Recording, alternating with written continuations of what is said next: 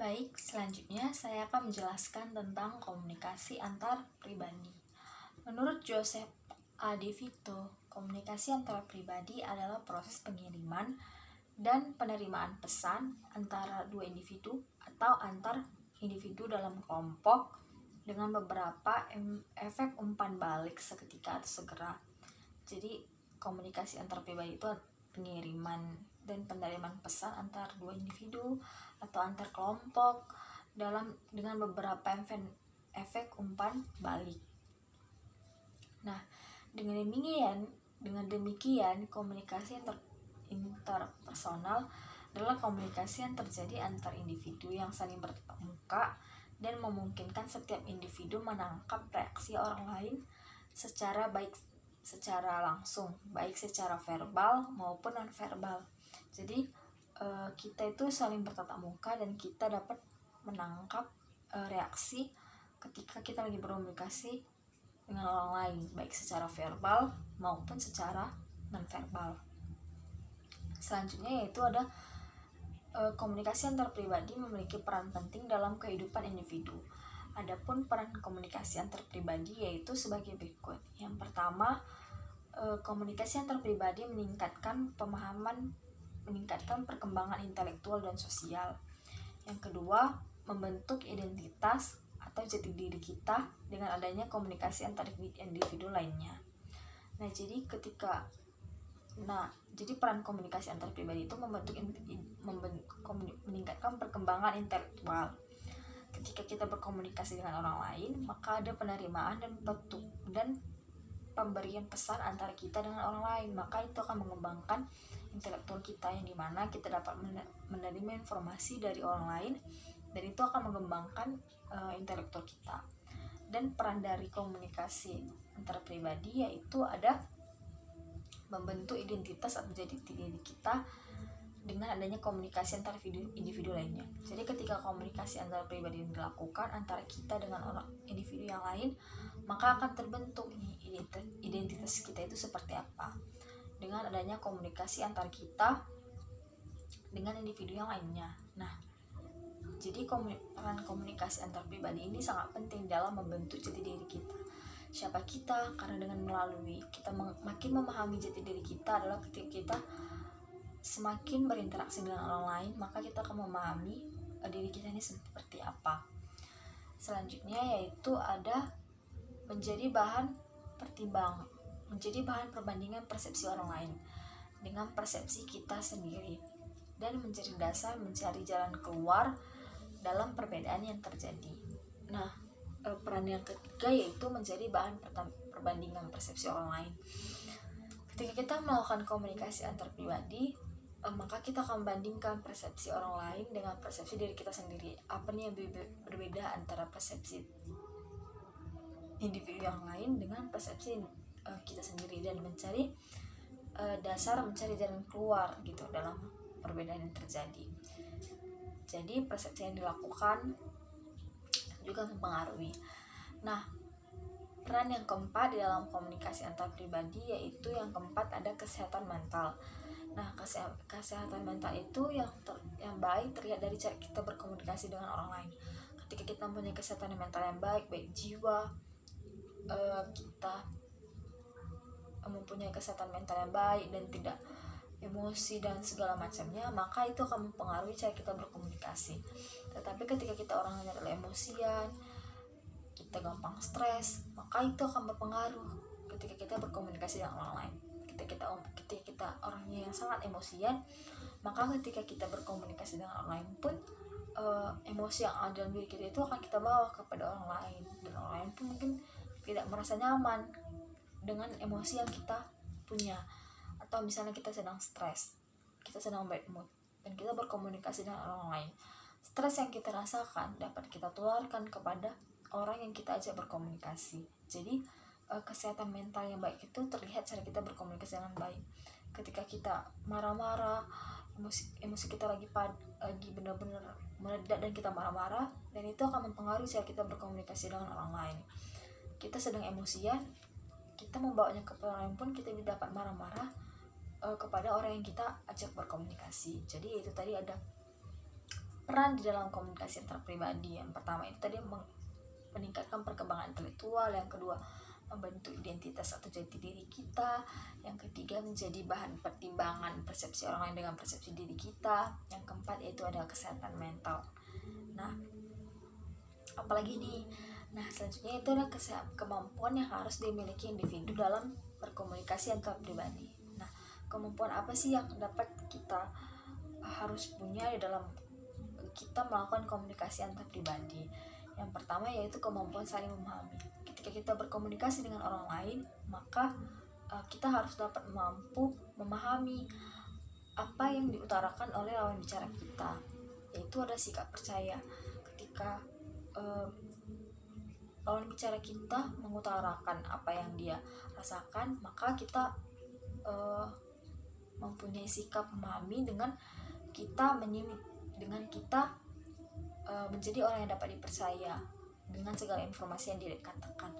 Juga keterbukaan diri. Ketika kita berkomunikasi dengan orang lain, kita membuka diri kita agar orang yang kita ajak bicara pun dapat nyaman dan dapat dengan tenang menyampaikan hal-hal yang ingin dia sampaikan kepada kita. Yaitu terus yang ketiga dari kemampuan saling memahami yaitu ada penerimaan diri. Ketika kita berkomunikasi dengan orang lain, kita harus menerima orang yang kita ajak bicara itu agar dia nyaman berkomunikasi dengan kita. Ketika ada penerimaan diri kita terhadap orang lain, maka orang yang kita ajak bicara pun semakin nyaman berkomunikasi dengan kita. Nah, yang selanjutnya yaitu ada kemampuan yang harus dimiliki. Yang kedua yaitu mampu mengkomunikasikan pikiran dan perasaan secara tepat dan jelas. Ketika kita berkomunikasi dengan orang lain, kita harus tahu kapan kita harus berbicara, kapan kita harus diam, dan kita harus dapat mampu untuk mengkomunikasikan apa yang kita pikirkan dan apa yang kita rasakan dengan tepat dan jelas. Ketika kita nggak mampu mengkomunikasikan dengan tepat apa yang kita pikirkan dan apa yang kita rasakan, maka komunikasi antar pribadi itu bisa jadi tidak dapat berjalan lancar, karena mungkin ketika orang berbicara dan orang ingin kita berbicara, kita tidak dapat dan nggak mampu mengkomunikasikan nih apa yang udah kita pikirkan, tapi kita nggak mampu untuk mengkomunikasikannya, dan apa yang kita rasakan kita nggak berani mengutarakannya. Padahal seharusnya di dalam komunikasi antar pribadi kita harus mampu dan bisa untuk mengkomunikasikan apa yang kita pikirkan dan apa yang kita rasakan dengan tepat dan jelas, sehingga lawan bicara yang mendengar kita pun dapat mengerti dari apa yang kita sampaikan. Selanjutnya yaitu ada kemampuan yang selanjutnya itu ada mampu saling menerima dan memberikan dukungan atau saling menolong. Ketika kita berkomunikasi dengan orang lain, maka kita harus menerima setiap keluh kesah yang mungkin dia utarakan, setiap informasi yang dia sampaikan. Jadi dan mungkin ketika lawan bicara yang kita ajak bicara sedang membutuhkan pertolongan dan membutuhkan support dari kita, maka kita harus memberikan dukungan kepada teman kita yang sedang kita ajak bicara. Ketika dia mengutarakan perasaannya dan dia sedang terpukul atau dia sedang lemah dan putus asa, maka kita sebagai lawan bicara yang baik, kita dapat memberikan dukungan dan support kepada teman kita. Nah, dan juga saling menolong ketika teman kita mengutarakan mengutarakan untuk dia itu lagi kesulitan, maka kita lawan bicara yang baik, teman yang baik, maka kita menolong nih teman yang meminta kita pertolongan. Jadi ketika kita memiliki kemampuan untuk saling menerima dan memberikan dukungan dengan orang lain, maka komunikasi antar pribadi antara kita dengan orang lain dapat berjalan dengan lancar dan maksimal. Selanjutnya yaitu ada mampu memecahkan konflik dan bentuk-bentuk masalah antar pribadi lain. Jadi kemampuan itu ketika kita berkomunikasi dengan orang lain, kita harus mampu memecahkan konflik. Ketika kita lagi berkomunikasi mungkin ada konflik. Nah, kita harus mencari solusi di antara konflik yang terjadi ketika kita sedang berkomunikasi dan kita memecahkan masalah. Dan juga ketika kita berkomunikasi, ketika ada masalah-masalah yang ada, ketika ada masalah yang didiskusikan, kita menjadi partner untuk kita memecahkan bentuk-bentuk masalah yang ada. Nah, itu tadi kemampuan yang dimiliki individu di dalam berkomunikasi antar pribadi. Selanjutnya yaitu ada beberapa faktor yang mempengaruhi komunikasi antar pribadi, yaitu persepsi interpersonal. Nah, ketika kita berkomunikasi dengan orang lain, maka persepsi interpersonal, maka komunikasi antar diri kita sendiri itu mempengaruhi dengan komunikasi kita antar orang lain. Dan yang kedua itu konsep diri. Ketika kita memiliki konsep diri yang tepat tentang diri kita, maka kita pun dapat berkomunikasi dengan orang lain dengan lancar dan jelas. Dan yang ketiga yaitu ada atraksi interpersonal.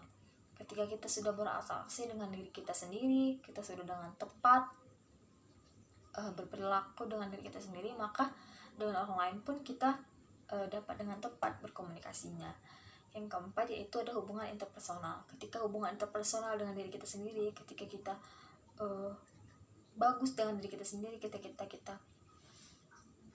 komunikasi dengan diri kita sendiri itu baik, maka komunikasi kita dengan orang lain pun akan mempengaruhi dari komunikasi interpersonal atau komunikasi dan di dalam diri kita sendiri.